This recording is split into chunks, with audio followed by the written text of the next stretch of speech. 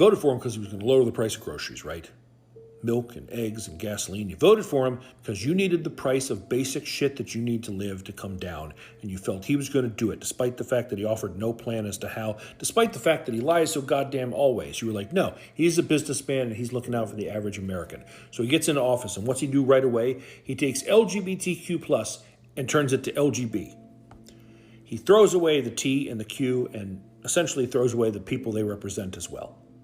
He says that there are only two genders, men and women. He says that government employees can't put their pronouns in their emails anymore. He tells departments you can't observe Martin Luther King Jr.'s birthday, or Pride Month, or Black History Month, or Holocaust Day of Remembrance.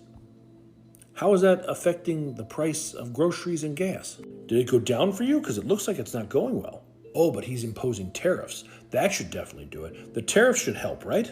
Not according to Fox News, who said these are a list of items that the tariffs may drive up the prices on, and by may they mean definitely will.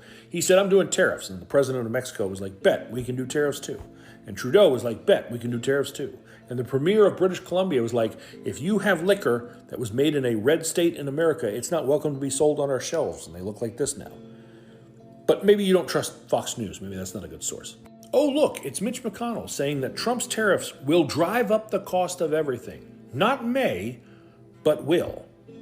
Oh, but he is cutting that government spending. He has Elon Musk, the eccentric billionaire James Bond villain, in charge of Doge. And what happened with him this weekend? Oh, no big deal. Just he and his team got full access to the Treasury payment system, literally trillions of dollars. They have tons of sensitive information. Your social security number.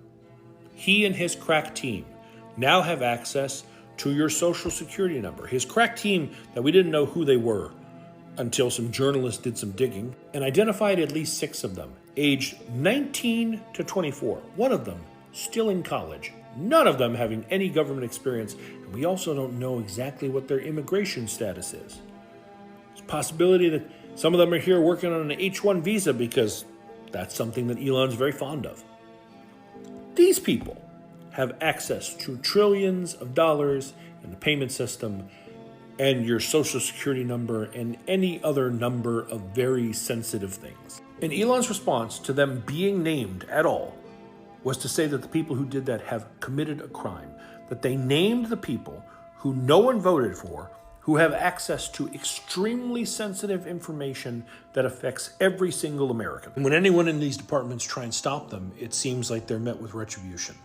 They're put on leave, fired, essentially, for saying you shouldn't have access to really sensitive information. You know who thinks all of this is a really good idea? Russia. Russia's pretty happy about it. But maybe you're like, hey, he's trying to cut back all this wasteful government spending. That should help our economy. You think the economy is going to do better? Cool. You know who doesn't think that? Hedge funds, which began buying short and betting on a stock market crash, which is raising alarms for 401ks. The price of eggs should go up, but also your 401k should go bye-bye. And it's not wrong that you wanted the price of eggs to come down, that the cost of living was a concern for you. It should be, and the government should care about it.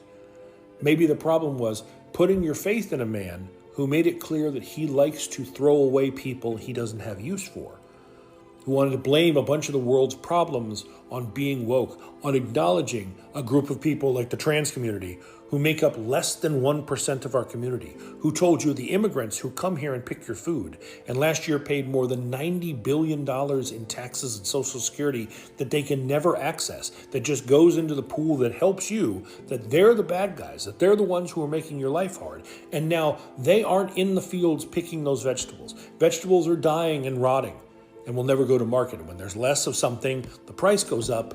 They're not finishing roofing jobs. They're not doing all of these things that they've been doing because ICE is raiding these construction sites and arresting them. That's not helping you. That's not making your life better. It's not making your life cost less. Oh, by the way, you can give up on hoping for lower grocery prices because, as Trump puts it, it's very hard to lower grocery prices. He's pretty much given up. He told you the plan was to lower grocery prices, and he's not going to do it. He told you that Project 2025 wasn't the plan, and all he's done so far is implement Project 2025. Maybe the problem is that you believed a liar.